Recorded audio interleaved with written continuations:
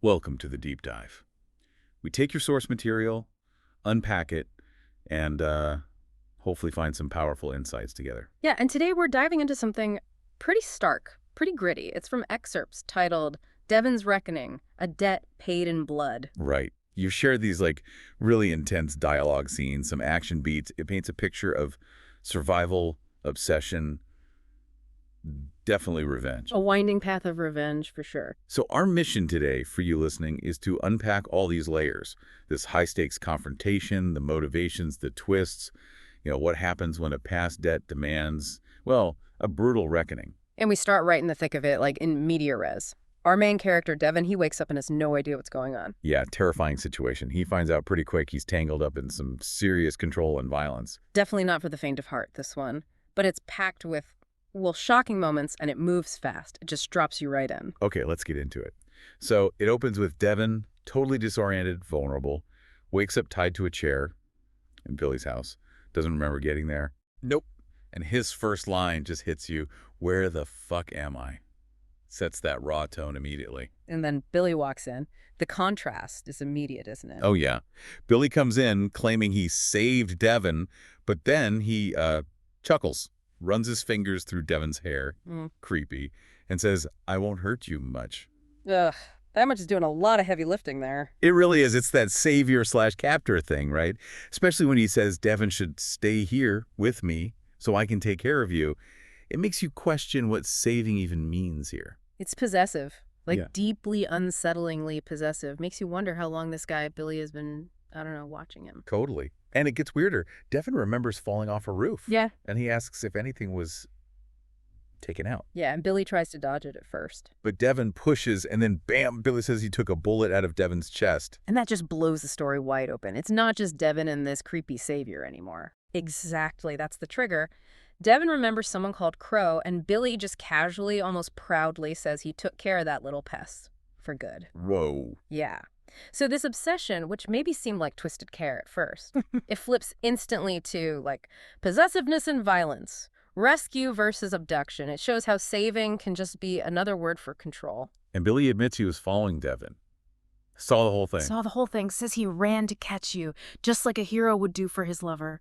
I mean, the delusion is just, wow. That's intense, and he forces Devon to look at him, declares his love. Claire's love tells him, you have no other choice, you are mine and only mine forever.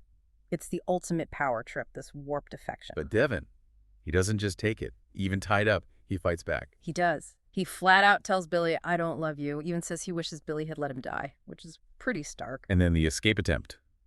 The distraction. Yeah, he points at something, grabs a bottle, quick thinking, and just knocks Billy out cold. Calls him a complete motherfucking psychopath. Okay, so not the helpless victim we saw literally minutes before. Not at all. He's resourceful now.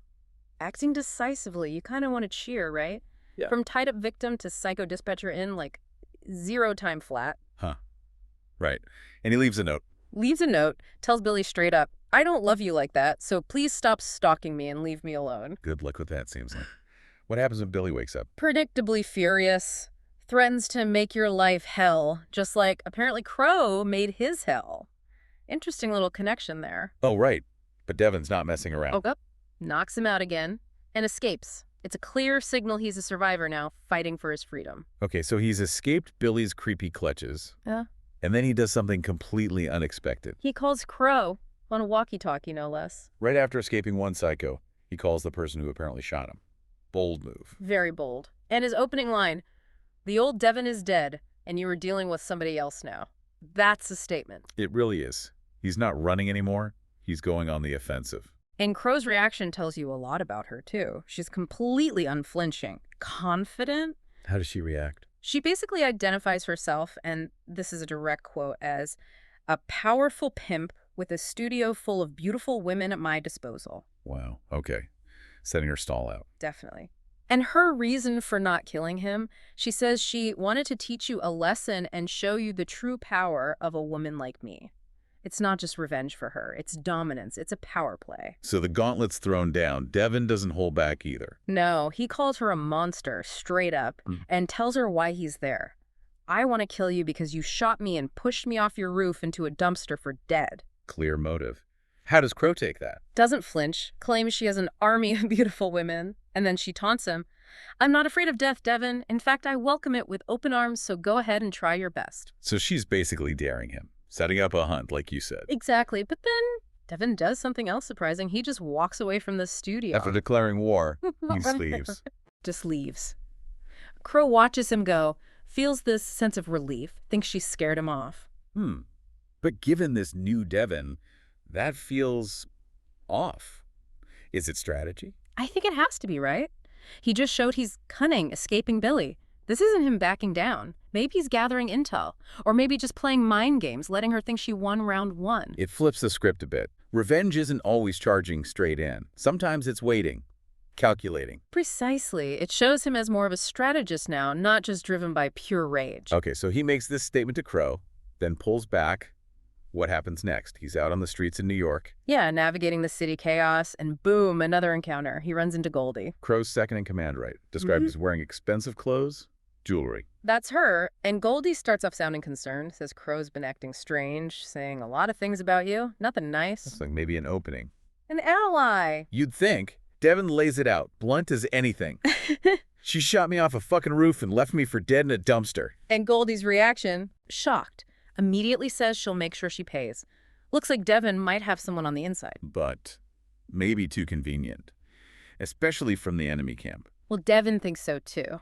This new, smarter Devin is immediately suspicious. What does he say? He calls her out. Basically, Crow wouldn't want to get her own hands dirty. She would send her second in command, which was you, to try to kill me. Ouch. Direct hit. And Goldie tries to deny it, but she's apparently reaching for a gun while she's doing it. Not subtle.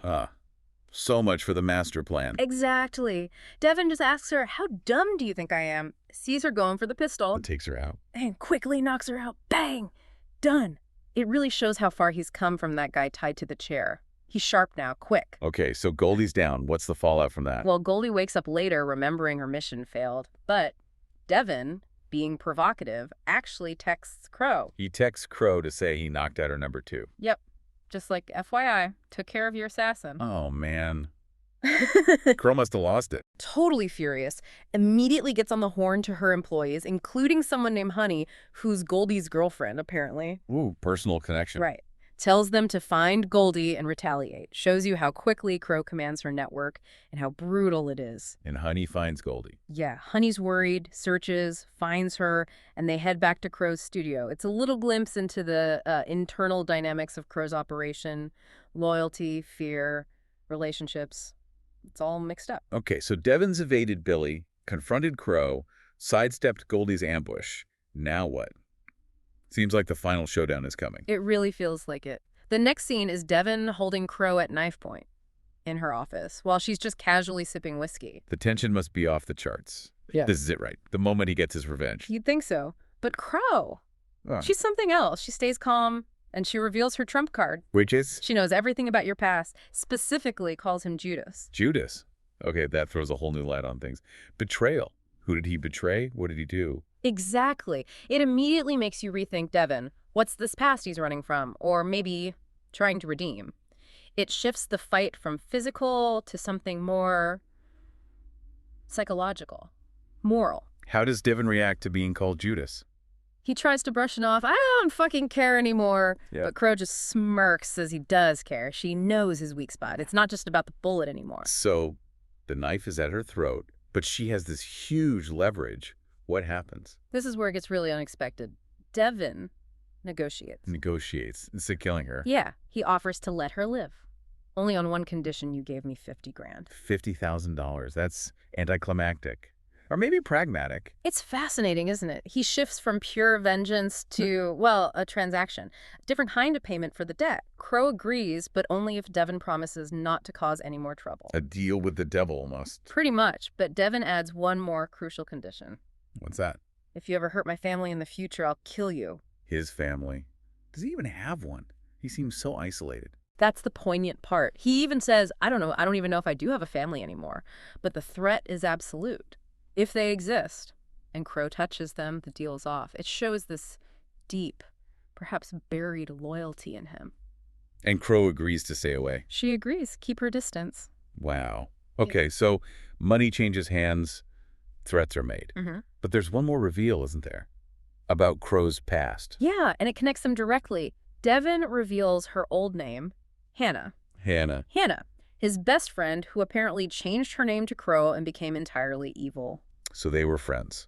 Best friends. That changes everything again. It adds such a layer of personal betrayal to the whole thing. This isn't just a random pimp. This was someone he knew, someone who turned. How does Crow react to being called Hannah? Strong rejection. I am not Hannah anymore. She fully embraces the Crow persona, and she gives a clue why. Because her father taught her everything that I know about being strong and ruthless. So maybe a dark past shaped her too. Learned evil, like you said. Seems like it. It raises all sorts of questions about identity, trauma, how people become who they are. So they end on this uneasy truce. Very uneasy. They both kind of acknowledge they're probably going to meet again. Devin even says he'll come back to the studio cryptically. Not in the bad way, whatever that means. And Crow warns him not to make her regret letting him live. He takes the money and leaves. Yep. And Crow is left there, apparently thinking about his mention of family. It's unresolved. The debt paid in blood became, well, a cash transaction and a very fragile ceasefire. It's an incredible journey we've just traced. Devin starts as this helpless victim, completely lost. And ends up this, well, cunning survivor. He navigates Billy's obsession, confronts Crow, outsmarts Goldie, and then negotiates his way out of the final kill. Yeah, this deep dive, it didn't just show a simple revenge quest. It uncovered this whole web of past relationships, betrayals, these really surprising negotiations, and just how much these characters changed. Absolutely. And it leaves you, the listener, with so much to chew on. Like, what is this Judas past Crow holds over Devin? What exactly happened there? And how did Crow's father turn Hannah into Crow? Yeah. What does that story tell us about power or maybe the cycles of violence and trauma? And Devin's family, are they real? Imagined. Why are they such a powerful anchor for him, this maybe non-existent thing he's willing to kill or not kill for? It really paints this picture of people trapped or at least shaped by their pasts, making these tough choices between vengeance, pragmatism, maybe even survival. So the question for you to mull over is, what does this story really reveal about the true cost of survival? And how complicated is it really to pay a debt in blood or otherwise when the lines between hero, villain, victim, they just get so incredibly blurred? Definitely something to think about. I am the villain. Wow. And that's what you need to understand if you want to survive in this world. There is no such thing as good or evil anymore, only power and weakness. Chilling words to start with. Absolutely. Welcome, everyone. Today we're diving deep into some really compelling and, frankly, dark excerpts from The Villain's Lover, Dark Alliance. Our mission really is to pull apart the insights packed in here about identity, about power, morality too, all through this super intense exchange between Devin and Crow. Yeah, it's about how trauma twists things, how right and wrong can just dissolve. Exactly. So where does it kick off? Well, it drops you right into New York City. Devin's there, and he's got this really strong feeling like he's being watched. You feel that unease straight away. Right, that creepy feeling. Totally. And then, out of nowhere, sort of from the shadows, emerges Crow. Ah, the confrontation. And you immediately sense this deep, complicated history between them. You know, some kind of tension that's been simmering for a while. And it feels like it's about to boil over. So Crow appears, and what's the first move? She asserts control, doesn't she? Talking about their deal, her rule. Yep, laying down the law immediately. But the real kicker early on is when Devin calls her Hannah, her old name. Oh yeah, she shuts that down fast. Like instantly. Right. It's clearly not just about preferring a new name, is it? What's going on with that rejection of Hannah? Well, it's really a fundamental break from her past. She tells him straight up, just call me Crow. She says she doesn't need any reminders of my past anymore. Okay. For her, Hannah. Well, she says it represents all the pain and suffering from her childhood. It's a name tied to weakness, vulnerability, things she absolutely refuses to embody now. So she's actively trying to kill off that part of herself, erase it? Precisely. It's like forging new armor. Right. She's weaponizing her identity against that past pain, trying to become something powerful enough to survive, maybe even dominate. Right. Which leads us directly into that quote you opened with, her core philosophy. She doesn't just act like a villain. She says, I am the villain. Right. That's not just talk. It's like her operating manual. It really is. When she says, there is no such thing as good or evil anymore, only power and weakness, she's throwing out the whole moral playbook. Yeah, completely. For her, it's all gone. replaced by this brutal calculation. Dominate? Or be dominated. Yeah. Powers everything, weakness is fatal. And this isn't just some theory she cooked up. It's how she justifies everything that comes next. And you see that immediately in what she wants from Devin. She wants him as her personal bodyguard. Mm-hmm. But Devin, quite rightly, pushes back. He's like, hang on, you shock me and push me off a roof into a dumpster. Minor detail. Huh. Yeah, just a small disagreement. And her response is amazing, isn't it? It's incredible. She just brushes it off, says it was a different time, claims she's learned from my mistakes. Right. As if nearly killing him was just a learning curve moment. Yeah. And then she expects him to trust her. What does that say about how she sees people, how she manipulates? It says a lot. She kind of acknowledges the past but makes it seem trivial. Demands trust right after reminding him she's capable of extreme violence. It shows this weird contradiction, doesn't it? Yeah. She's obsessed with power, but maybe doesn't get how her actions destroy the trust she sometimes seems to need. Makes you wonder what mistakes she thinks she learned from. And whose definition of trust she's even using. Then Devin asks about her employees, the prostitutes. That gets dark fast. Oh, yeah. Her response there is stark. She basically says disobedience isn't tolerated. Ow! At all. Punishment is severe. Locking them in the basement, no food, no water, physical beatings. And when Devin asks the tough question, what if they can't take it? What if they kill themselves? Her reaction, a shrug that says it would make my life a lot easier. It's absolute chilling. Just complete dehumanization. They're not people to her. They're assets or problems. Tools or obstacles, like you said. It really rams home that power and weakness worldview. Exactly. The only exception she seems to make, maybe, is Devin. She calls him special to her. Claims it's because they used to be best friends. The shared history. And Devin seems to sense that's maybe the one crack in her armor. He does. He goes right for it. Calls her a broken woman, still hung up on her lost lover, Jackie. And that hits home, doesn't it? Crow actually falters, tries to hide tears. The first time, yeah. That carefully built villain facade just cracks open for a second. The name Jackie, who she confirms was her wife, clearly hits a nerve. A deep wound. A very deep wound. She admits they were planning to run away, start a new life together. It reveals this glimpse of a different past, a desire for something normal, something peaceful. A life that was destroyed when Jackie died. She says that's what really pushed her over the edge. Yes, that loss seems to be the catalyst, the turning point into becoming Crow. She became a pimp, she says, to get power after Jackie's death. But then she adds something really disturbing, that the killing was just a side effect. Right. Started because clients were disrespectful or violent towards her employees, she claims. But then Devin pushes on something even more personal, his adopted mom. And that's where it gets almost unbelievably dark. Crow just confesses. She killed her. Coldly admits it. Says Devin's adopted mom knew too much about my past and threatened to expose her. The details are horrific. Luring her in, locking the door. Putting a pillow over her face until she stopped moving. Dumping the body. She even describes her own reaction shock at first, then something inside her just snapping. Unleashing all this rage. And the secrets. Her past as an orphan, how she got into sex work, stuff that could have ruined her whole operation. Yeah, exactly. It was self-preservation, but utterly ruthless. But Devin doesn't stop there. He asks the hardest question yet.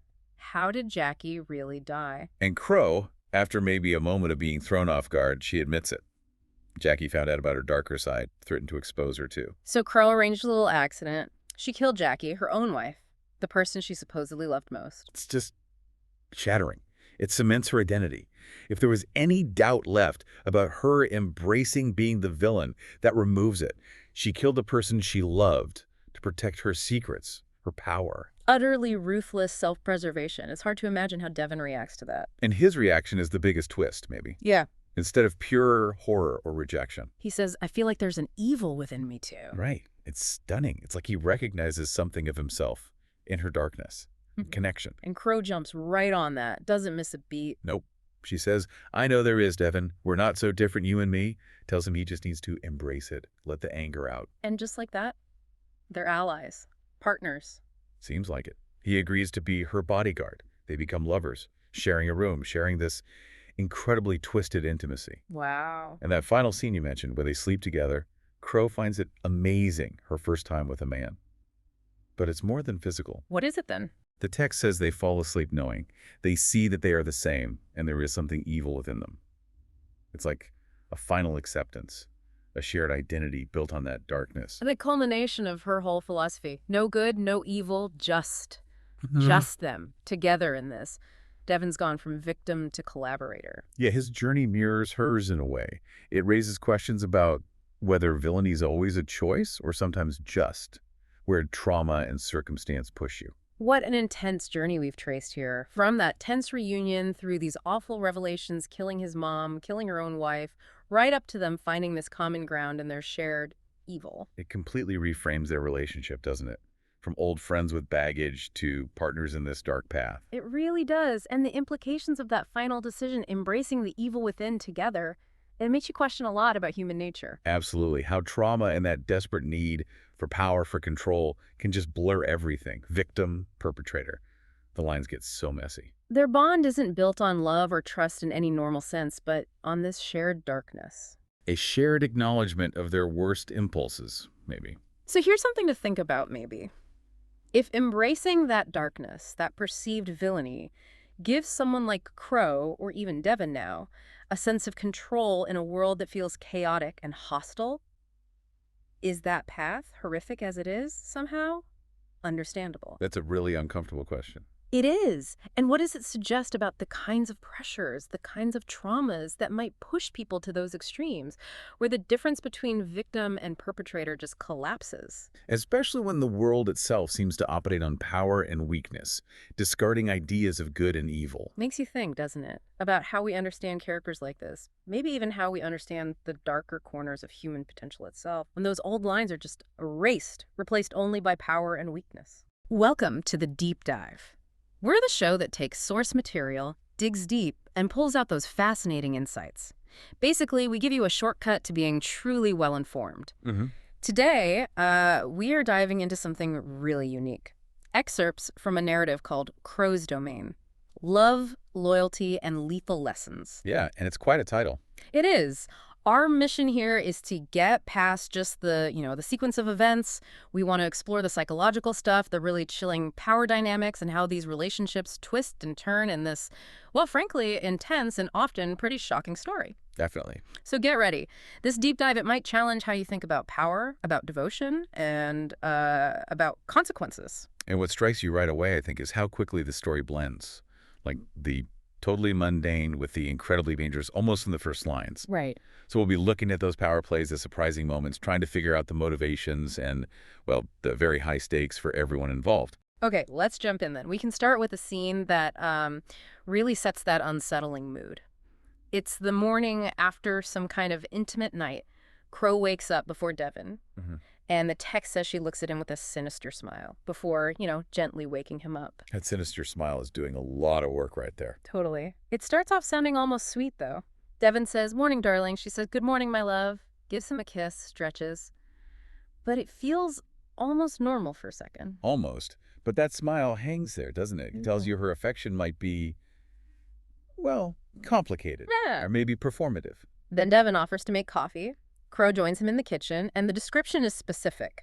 She's wearing only a black silk robe. Yeah. He thanks her for an awesome night last night. And she replies, "No problem, honey." Yeah. Wrapping her arms around him from behind. Yeah. So you've got this mix, domestic scene, coffee, but also that hint of something darker from the smile and this, like, overt sensuality. And here's a really interesting detail.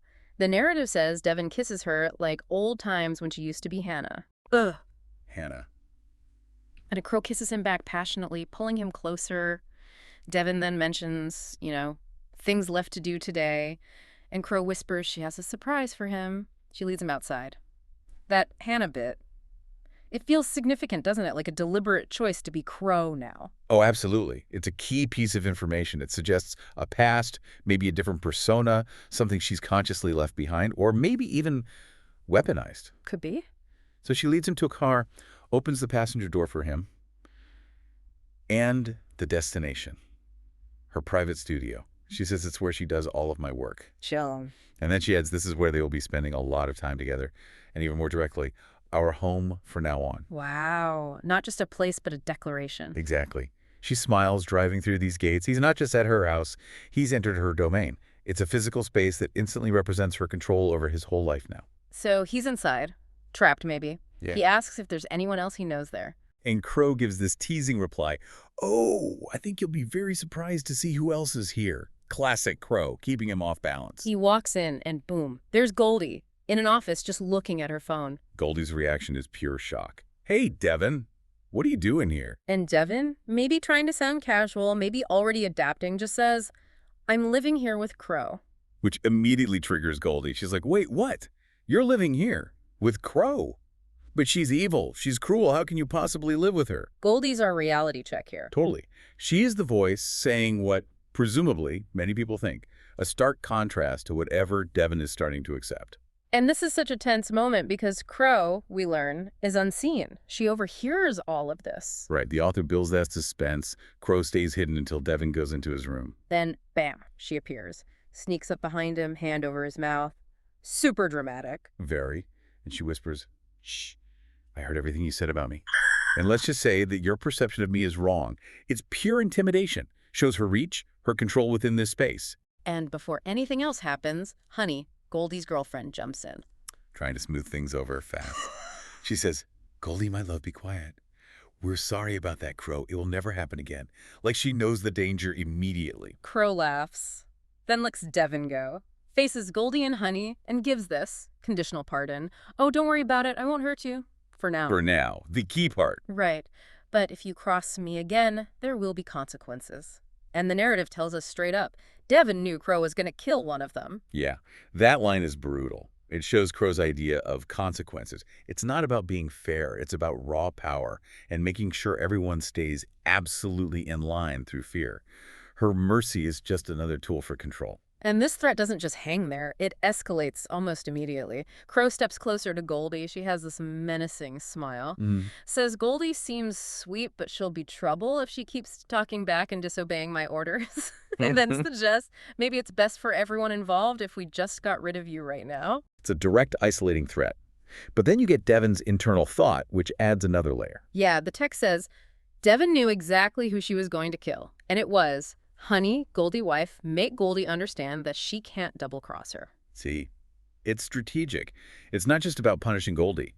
By targeting Honey, Crow exerts maximum leverage over Goldie. It's about demonstrating the lengths she'll go to, basically turning Goldie's love into another chain. It's incredibly manipulative. Crow then turns her attention fully on Honey, eyes glinting with malice. She says, "So you think that because Goldie is your wife, I won't hurt you. Think again." Calls her a distraction, an obstacle. Says, "I don't tolerate those kinds of things getting in the way of what I want." Just laying it out there. Cold. Honey's response is what you'd expect. "Please give me a second chance, I beg you." Total desperation. But Devin already knows, right? The text says he knew Crow had made up her mind. Exactly. Crow shakes her head. "I don't give second chances. Explicitly." You have no idea what you're dealing with here, and if you keep begging for mercy, it will only make me want to kill you even more. That's chilling, just the psychology of that. Devin looks away, can't watch, but then Crow pulls this twist. The generous offer. Right. She turns to Devin, gives him a wicked grin, offers him one more chance to prove yourself. Prove his loyalty, you mean? Yes, the condition. Find something valuable that will make me happy. If he does, she'll spare Honey and let them both go free. If not, no second chances. So it's not generous at all, it's a test.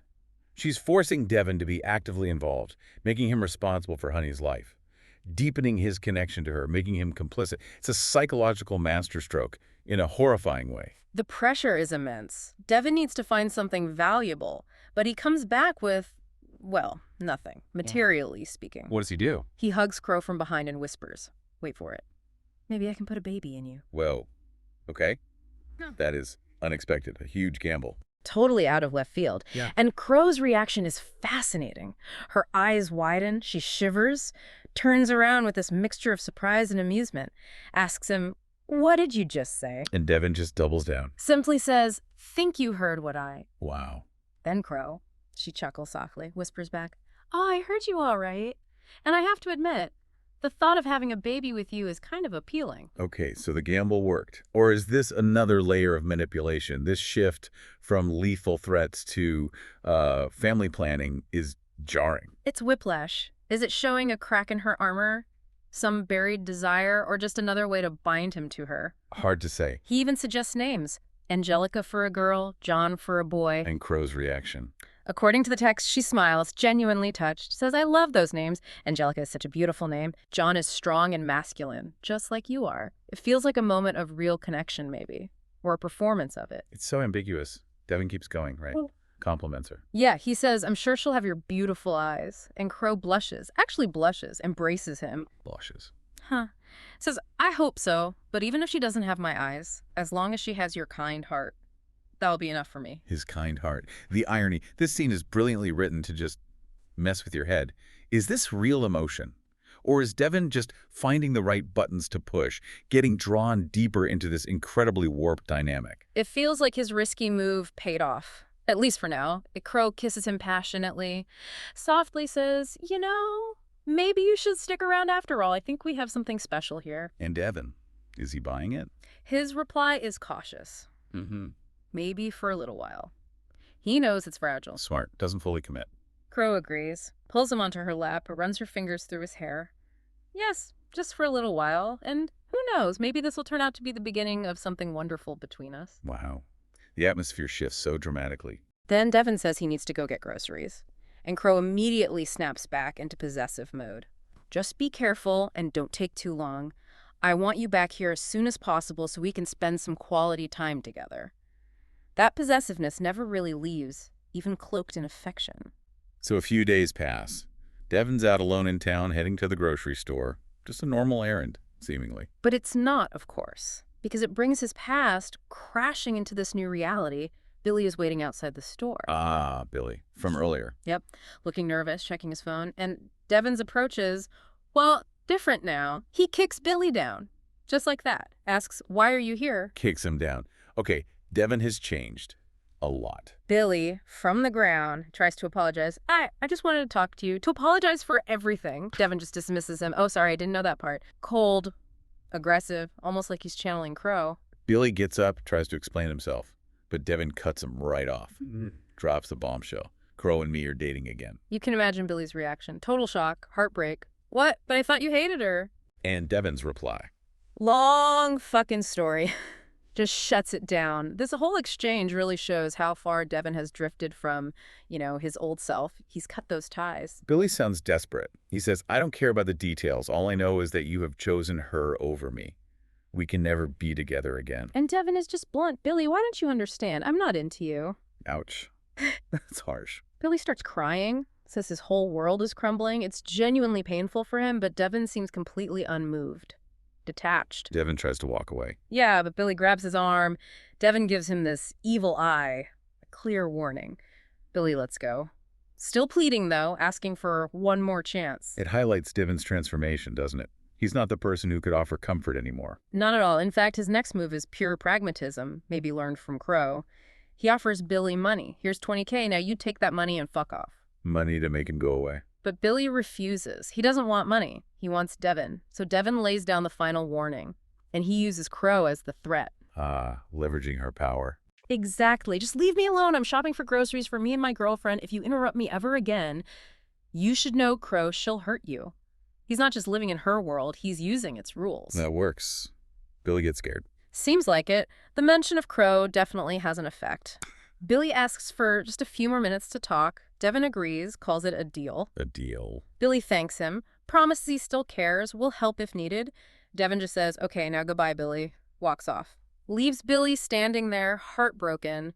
Devin's gone from victim to, well, maybe enforcer, using Crow's reputation. It's a grim progression. So Devin goes back to Crow. Back to the studio. Crow's on the couch, asks if he got everything. Normal question. But Devin mentions Billy. Yeah, it says, and I also ran into Billy. Crow's instantly alert. Billy, the guy who runs the local drugstore, what did he want from you? Notice her focus, who he was with. Not what he bought, right. Is it Devin tells her, he want to take me all away from you. And gets Crow's reaction. Predictable. Face darkens. Pure possessiveness. What? He can't do that. You belong to me now. I won't let anyone take you away from me. It's ownership. Plain and simple. Devin reassures her. Tells her, I know I told him off. Crow's relieved, but the warning continues. Good. I don't want you talking to him anymore. He's dangerous. I won't let him mess with our relationship. Setting boundaries. Her boundaries. Devin just says, okay, I understand. Crow smiles, hugs him. Thank you for understanding. I just want what's best for us. Please don't ever put yourself in danger like that again. It's this weird mix of possessive control and seeming care. And this moment of intimacy, it leads directly into something much, much darker, doesn't it? Yeah. The narrative hits its most shocking point right after this. Devin witnesses Crow actually murder one of her workers. He stands there, frozen in shock. Just kill someone in front of him. And Crow, utterly casual about it. Well, that's taken care of. Like, she just finished some paperwork.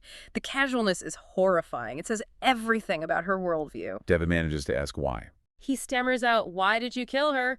Crow's explanation is ice cold, purely logical in her twisted way.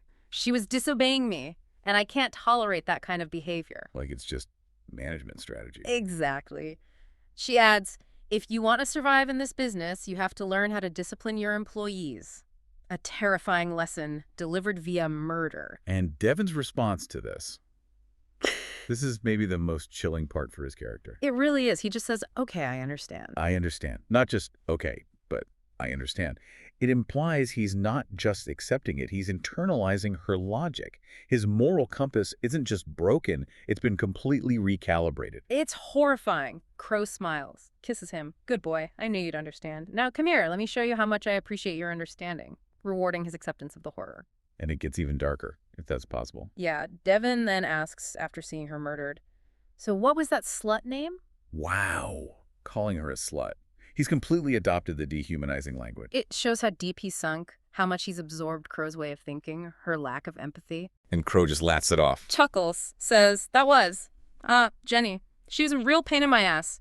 She needed to be taught a lesson. The slight hesitation, like the name barely matters." Just disposable. Devin's final comment on Jenny: "She sounded like a real piece of work." Unbelievable. Just echoing Crow's justification. And Crow dismisses the body. "Don't worry about that. I know someone who can help me take care of it. In the meantime, just forget about her and focus on me." The message couldn't be clearer. Her control is total, and Devin's survival depends on focusing only on her. His loyalty, or maybe just his self-preservation, is complete. So we've really gone through some incredibly intense material here today. Definitely a deep dive. We've explored this narrative where concepts like love and loyalty, they aren't just tested. They seem to be actively forged through violence and legal consequences. It's a pretty stark look at how absolute power doesn't just corrupt, it fundamentally warps relationships, it reshapes who people are, and it completely redefines what survival looks like in these kinds of high-stakes, morally bankrupt environments. And if you think about the bigger picture, what this story really does is push you to ask some uncomfortable questions. Questions about choice, about complicity. Right. You know, in a world like Crow's domain, where control is absolute and that kind of brutal discipline is just normal, what does it actually mean for someone like Devin to choose loyalty? What's the real cost, psychologically, personally, that characters pay? Not just to survive, but maybe for that twisted kind of belonging or affection they get. It's a disturbing thought. It really is. It kind of makes you think that sometimes the most effective prison isn't one with walls and bars, but maybe the one that gets built inside your own mind. Okay, so imagine this. You find out someone you thought you knew, someone you were, really close to, has this incredibly dangerous secret. And that secret involves you. Yeah, like what if their past identity, who they used to be, actually holds clues to why they're a threat right now? Exactly. Today, we're doing a deep dive into a really dramatic story. We've got this compelling excerpt. It's called Devin's Deadly Entanglement with Crow. And it really lays out this complex web. You've got trust, betrayal, these hidden motives all swirling around this character Devin and his entanglement with Crow. Right. So our mission here is to unpack all those layers of deception, try to understand what's driving these characters, and really shine a light on the, life-threatening stakes Devin is facing. We'll be looking at how identities shift, the dangerous truths that come out. Basically helping you get the key takeaways from this pretty intense source material. Okay, let's get into it. The story really kicks off when Devin goes to see Goldie in the school library. Yeah, and as the source describes, Goldie's like buried in her notes, barely looks up. It's a very cool reception. Sets the tone. And Devin, he just cuts right to it, asks her basically, "Why do you hate Crow so much?" And Goldie's response is immediate. And it's heavy. She says, it's not that I hate her, it's just she used me. Used her? How? Well, Goldie explains, she made me think that she cared about me when really all she wanted was to use my body for her own pleasure. That's a pretty raw sense of betrayal she's expressing there. Yeah, and Devin's response, maybe a little clumsy. He brings up her job, says she's a popular porn star, almost like that means she shouldn't mind being used. Exactly. But Goldie just shuts that right down. Yeah. And it's important what she says. What does she say? She fires back.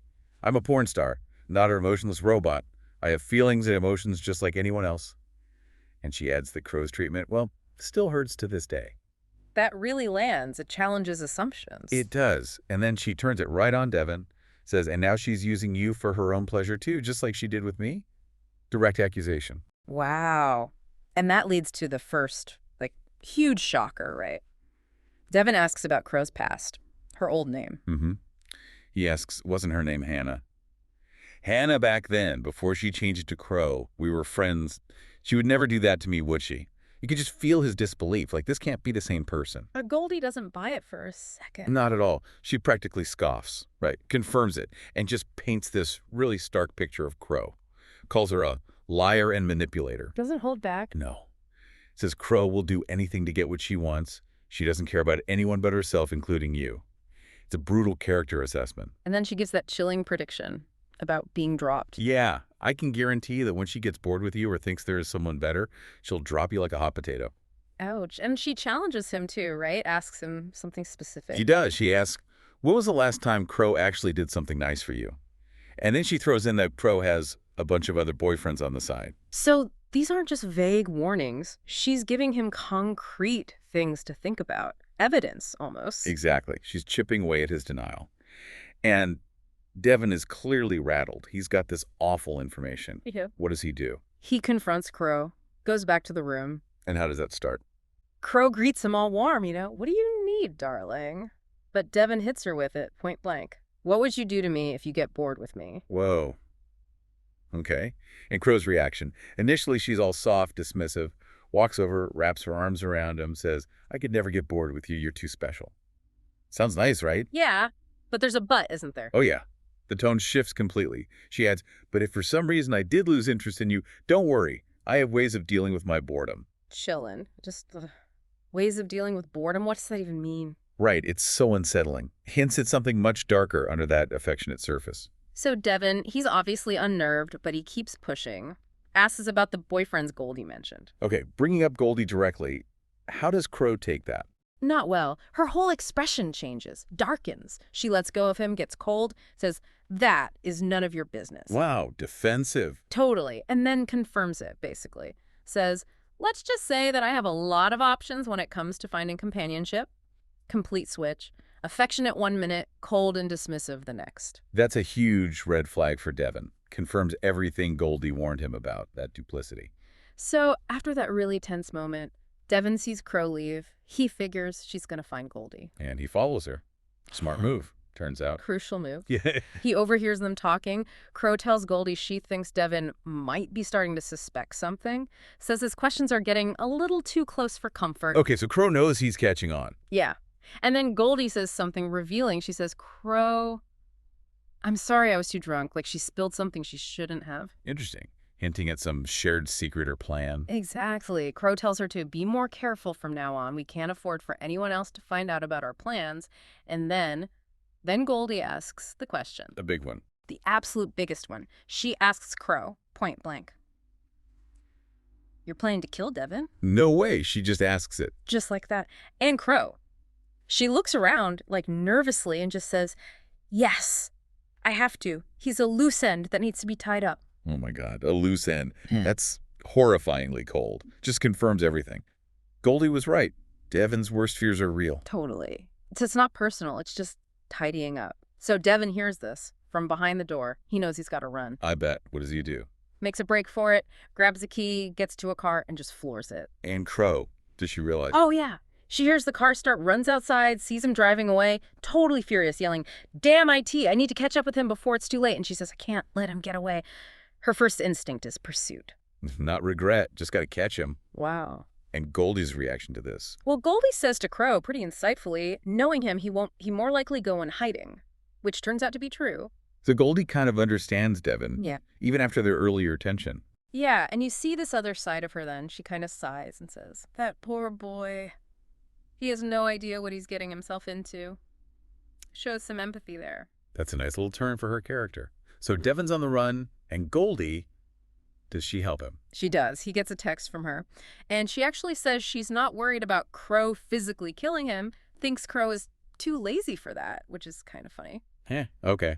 But there's a catch. Yeah, she warns him about the emotional damage she could do to you if you stay with her any longer. That's the real danger she sees. So Devon asks her straight up, why are you helping me? I mean, fair question. Totally. And Goldie's answer is pretty powerful. What does she say? She says, "Because I know what it's like to be in your position, and even though we don't exactly get along, I don't want you to suffer the same way that I did." Wow. That's just decent of her. Unexpected, maybe. Right. And Devon asks, basically how bad his situation is. "How fucked am I?" he asks. And Goldie doesn't sugarcoat it. Nope. Tells him, pretty fucked. Crow is going to manipulate you until she gets bored of you, then she'll toss you aside like garbage, and warns him that by then, it might be too late for anyone to save him. Jeez. That's bleak, but clear. Very clear. So Devon decides then and there he's calling Crow cunt from now on. Okay, then. And Goldie's reaction. Goldie just kind of snorts and agrees, says it's a pretty accurate name for her, like they've found some common ground in hating Crow. A small moment of solidarity, I guess. Does Goldie say more about her own past with Crow? Yeah, Devon asks why she got involved if she loved Crow. Goldie gets serious then. Yeah, to miss what? She says, I was young and naive. I thought that Crow was the only one who would ever love me for who I am. But then she realized she just wanted to use me for her own selfish desires.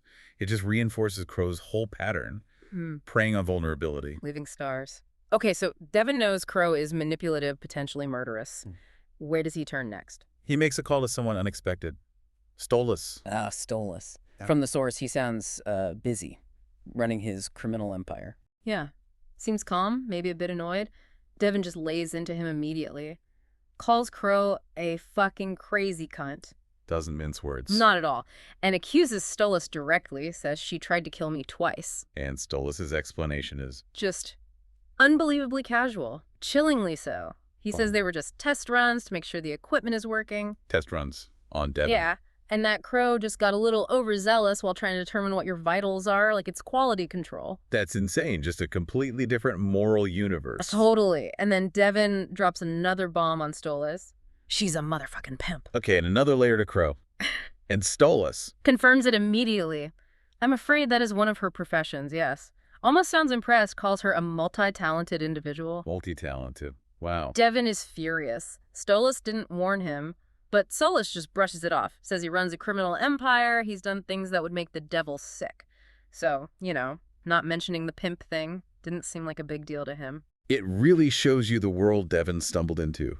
For Stolas, it's just business as usual. Dark, dark business. Yeah. Devon just hangs up, completely disgusted, so things are already incredibly messy. And then There's more. he runs into someone from his past.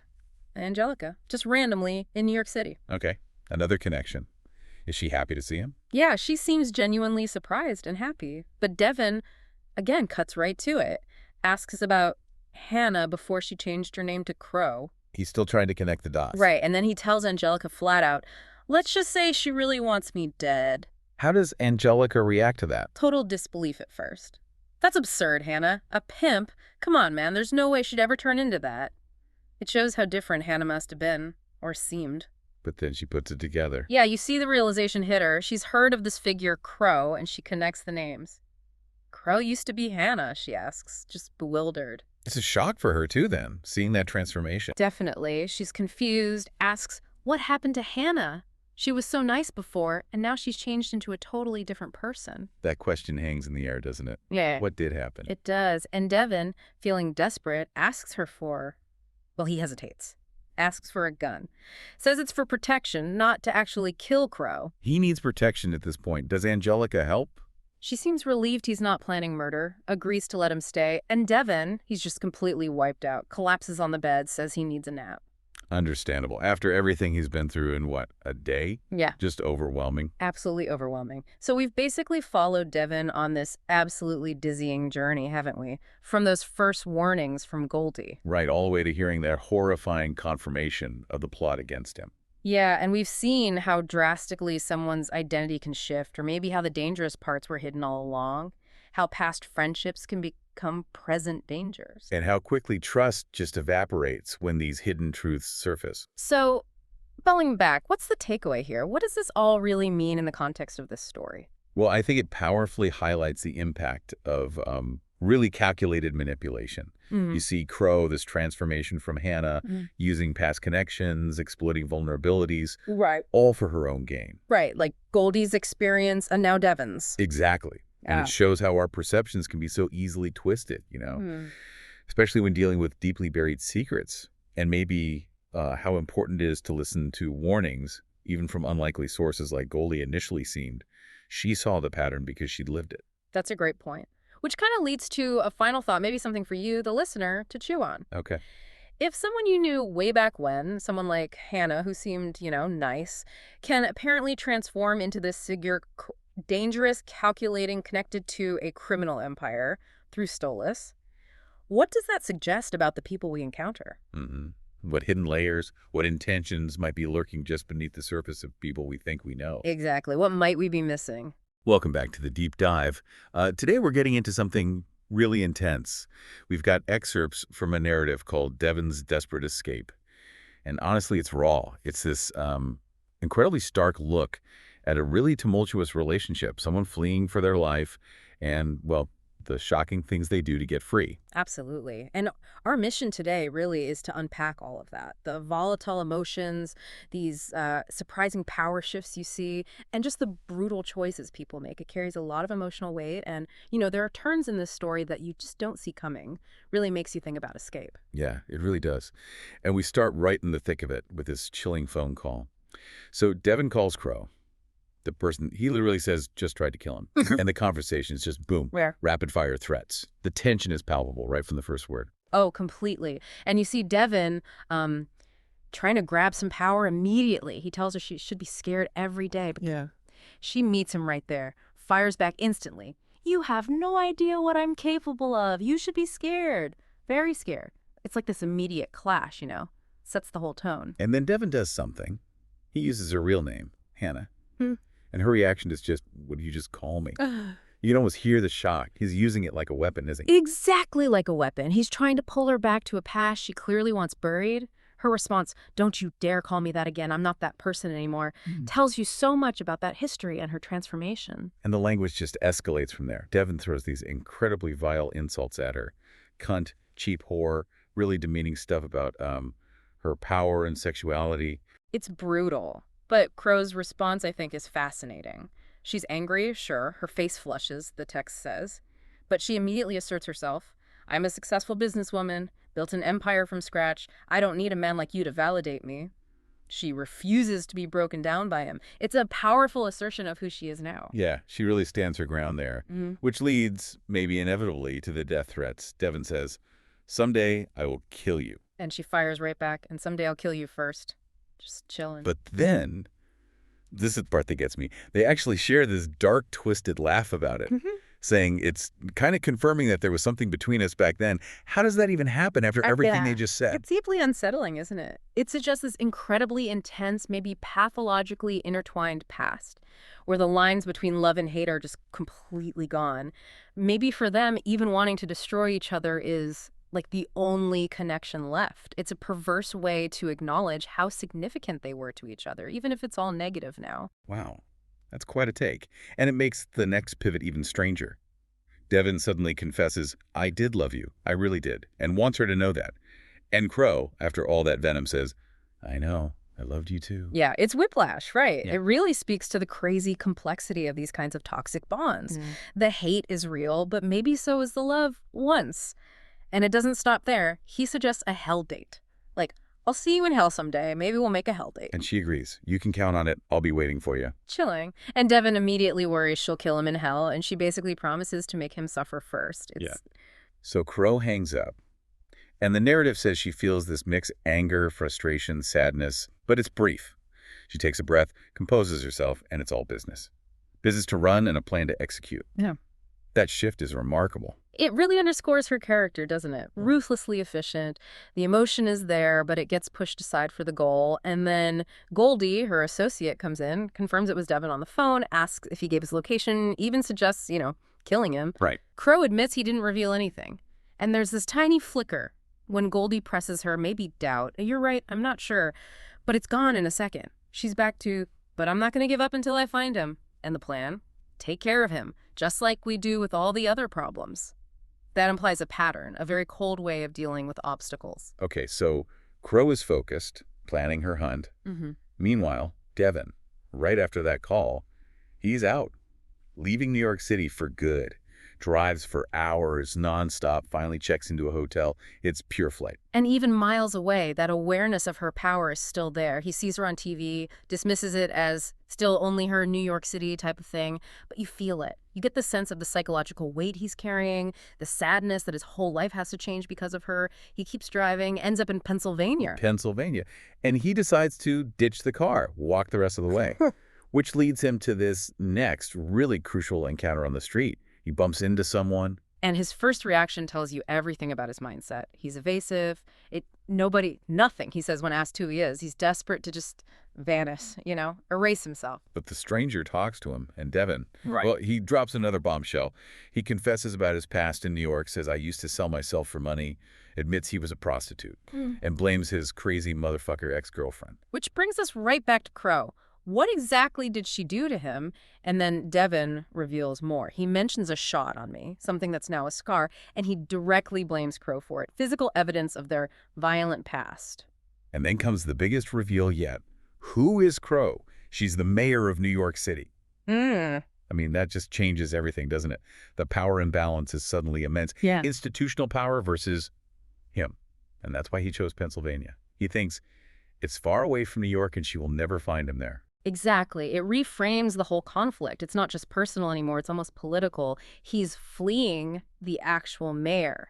And it makes his next thought kind of strange, but also telling. He actually thinks the mafia is more popular in this side of town and might protect him from the mayor. It just highlights how desperate he is, the kind of, let's say, unconventional alliances he's grasping at. So he needs a place fast.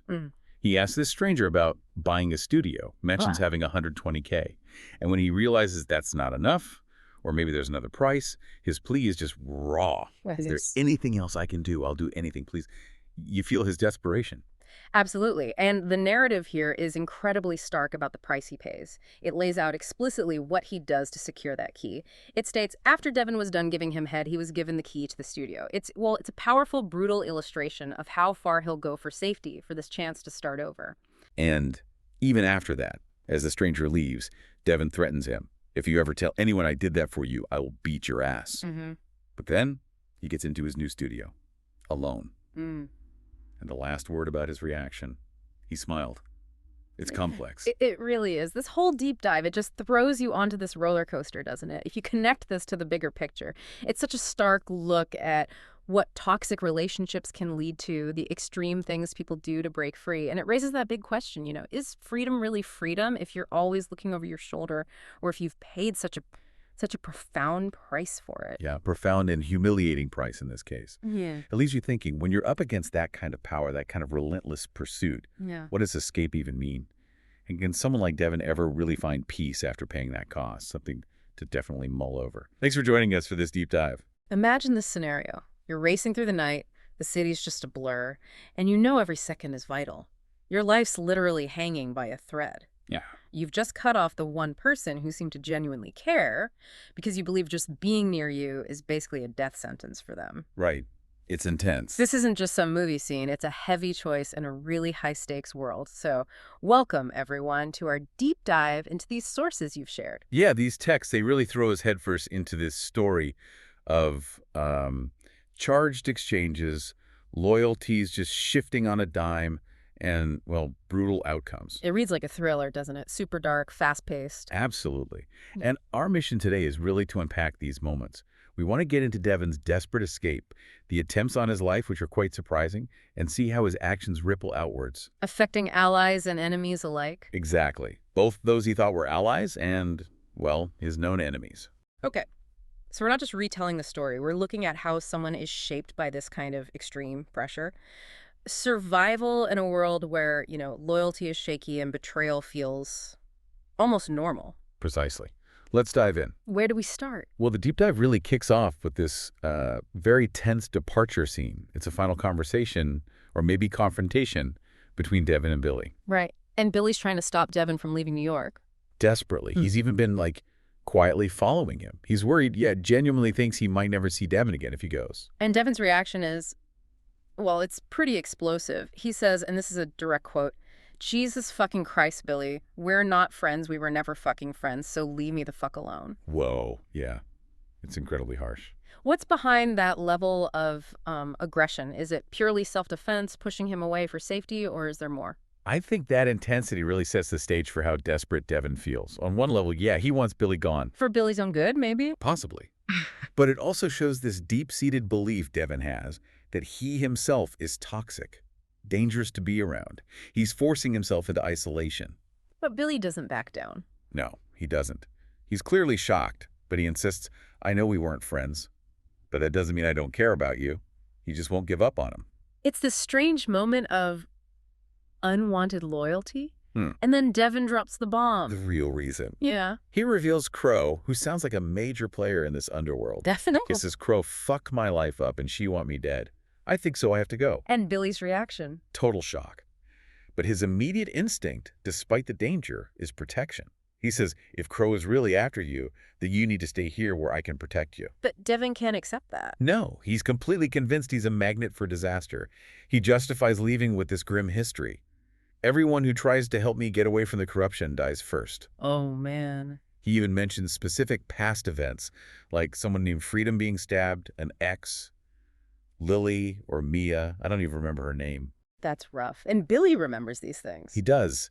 The text says he remembers the aftermath of those events with a pang of guilt. It really hammers home the lethal cost of getting mixed up with Devin. You can feel the weight on Devin. His final words to Billy are just absolute. Yeah. "You're a good person, Billy, and I won't let anyone else die be of me, so goodbye, Billy," and that is final. Wow.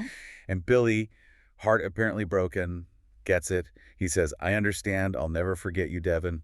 Be safe out there." And Devin just drives off, leaving Billy there sad and worried. It's a really heavy goodbye. Incredibly heavy. But the danger, Yeah. it's far from over for Devin. Right. Because even as he's leaving the city, someone else is making a move. Exactly. Just as he drives away, another character, Goldie, sets something in motion that's going to immediately complicate his escape. This is where it gets twisty, right? Goldie's hidden plan. A direct hit order on Devin. And this is Goldie going rogue, because the source mentions something crucial. Yes.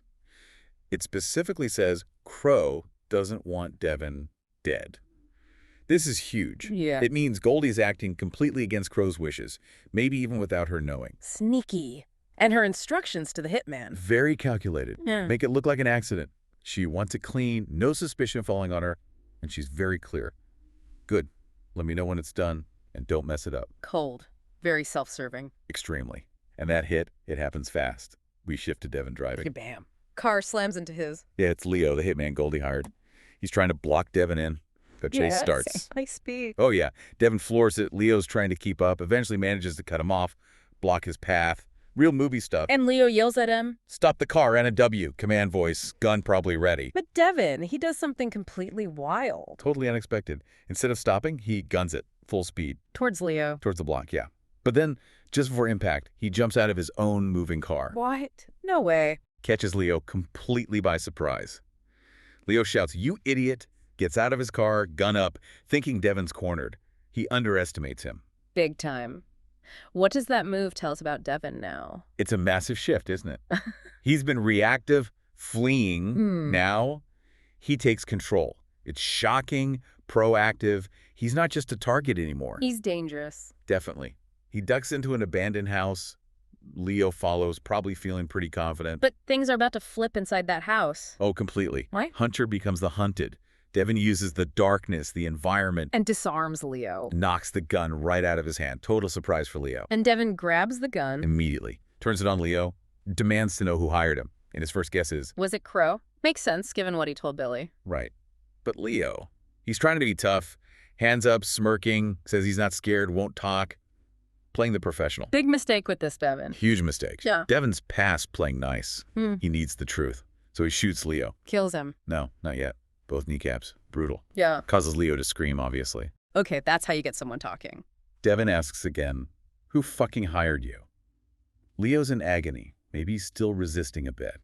Until Devon plays his ace. What's that? Finds a picture in Leo's pocket of Leo's daughter. Ooh, that's the weak spot. It shatters Leo. All the bravado gone. No, don't show me that. You have no right. And Devin sees his opening. Exactly. Offers him a deal, kinda. You have a kid. You're gonna tell me who hired you and I'll let you live. To go see your kid. And Leo breaks. Instantly. Goldie. All right, it was Goldie who hired me. Now let me go. And Devin's reaction. Genuine shock, according to the source. I thought she was my ally. Shows you the layers of deceit here. And Leo just confirms Goldie's treacherous nature. Oh yeah. Calls her a backstabbing bitch who uses people. But then Leo says something really chilling. He basically lays out this awful choice for Devon. What kind of choice? He implies that if Devon lets him live, his daughter might be in danger. Maybe from Goldie. But if Leo dies, maybe reported as killed in action, his daughter is safe. Is that what I'm hearing? He asked Devon. Oh my God. So Devin's life for the kid's safety. Or Leo dies, kid's safe. That seems to be the grim equation Leo presents, pleading for his daughter, offering to make it look like line-of-duty death. What a horrible position for Devin. Impossible. And Devon makes his choice. He chooses survival. He kills him. Just says, I'm sorry, shoots him in the head, kills them. Wow. That's a crossing of the Rubicon moment for Devin. He's become ruthless himself. Utterly. The cost of survival in this world is shown to be incredibly high. He's no longer just escaping the darkness, he's wielding it. And the fallout is immediate. Goldie calls. Calls the hitman's phone expecting an update. Completely clueless. But Devin answers. Yep, just a simple ice cold. Hi, Goldie. Imagine her reaction. Shock. Anger. Both. Oh, okay. How did you get this number? Then how did you know about the hit? Who the hell are you talking to right now? She's reeling. And Devin lays it out. Bluntly. You failed. And then, graphically, he failed killing me. Now he's dead, a bullet through the fucking skull. He's not just confirming he's alive, he's telling her he killed her guy. Exactly. Rubbing it in. Then he twists the knife. How so? He tells her, almost casually, don't worry, I would come back to kill you, but I'm still leaving New York. Like, you're not worth my time right now. Ouch. But he's not done, is he? Not quite. He delivers the killing blow, information-wise. I also seen a little text to the Crow, knowing that she would probably want to know you were trying to overthrow her. He sent the proof to Crow.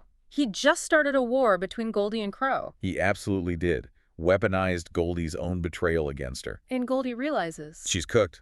Yeah. You bastard, you weren't supposed to find out about that. Total panic. And Devin's parting shot. A taunt. Tell Crow I said hello when you see her. Basically, enjoy your execution. Goldie tries to get the last word, though. Threatens him. Yeah, she fires back. You underestimate her. Crow has eyes and ears everywhere. She'll find you. She'll make sure you suffer. Standard stuff. But Devin's confident. She won't ever find me. Hangs up. Leaves Goldie to face Crow's music. And that music starts playing immediately. Instantly. Turns out, Crow might have already suspected Goldie, but Devin's text was the confirmation she needed. So Crow confronts Goldie. Oh yes, Goldie asks, terrified, what are you going to do now? Crow's response is ice cold. She tells Goldie, oh, I know he called me and told me everything you did. No ambiguity there. None. And then, action. Crow just wraps her hands around Goldie's throat. Just like that? Wow. Swift. Brutal. Her reason. Betrayal of a friend, that's not something I can forgive. So loyalty is everything to Crow. Absolutely paramount. And she draws this chilling parallel. So now I'm going to kill you, just like how you did to almost all those other innocent people, just like this. It's vengeance, but framed as some kind of dark justice. Goldie struggles. Desperately. Tears, realization hitting her. But Crow is relentless. Squeezes tighter until... And it was a snap. The text is explicit. Crow kills her. Then just drops the body. No cover-up. Leaves her there. As a message. Seems like it. A very public, very stark warning about the consequences of crossing Crow. It says a lot about her leadership style. Ruthless efficiency. Total control. And pragmatism, too. Afterwards, her men ask if they should go after Devon. They even note he helped you by outing Goldie. But Crow says no. Yeah, her decision is quite telling. No, let him go. He's not worth the trouble. He'll get what's coming to him eventually. Interesting. Like she believes in Parma, or just that his lifestyle will catch up to him? It suggests a long-term view. She doesn't need to expend resources on him now. She's confident that the world they live in will deal with him sooner or later. It shows her patience, her control. She doesn't need immediate revenge. So Devin drives away, seemingly free, but there's a final detail. A really crucial one. We see Devin driving, and he's looking at Crow's past name, Hannah V. Hannah V. Okay. And then he has this thought. It's described as sinister. He thinks about naming his new venture, a porn studio, apparently. The V's. Exactly, the V's. Mhm. And he gives an evil smile as he drives off. Whoa, that's loaded. It's not just a random name. Not at all. It's deeply symbolic. He's not just escaping. He's taking a piece of Crow's past, her former identity, and twisting it for his own gain, branding his new life with it. So recapping this whole intense journey, we've seen desperate escapes, betrayals that cut deep, brutal consequences, and these strange twists. Yeah, the stakes were incredibly high. Devin's actions, especially killing Leo, directly led to Goldie's downfall by alerting Crow. It's this chain reaction of violence and betrayal. The key takeaways really seem to be about survival at any cost, right? Yeah. And how loyalty and betrayal are just currencies in this world. Definitely. And how one person's desperate moves can unravel this whole complex web of power. Devin went from being hunted to being, in a way, a catalyst for major change, even if unintentionally. Which brings us back to that final, really provocative thought. Devin's evil smile and the name the V's. What does it mean for you, the listener, when someone escapes this kind of corruption but then seems to embrace a part of it, using Crow's past like that? It suggests he hasn't really escaped the darkness at all, doesn't it? Maybe he's just found a new way to operate within it, using its own symbols against it, or maybe becoming part of it. What kind of future is he driving towards with that mindset? Can you ever truly leave a world like that behind? Or does surviving it mean carrying its shadow, maybe even becoming a part of it yourself? Perhaps some ties, once made in that kind of world, can't be broken, only transformed into something else, something maybe just as dangerous. Leaves you thinking. It really does. A dark ending, or maybe a dark new beginning for Devin.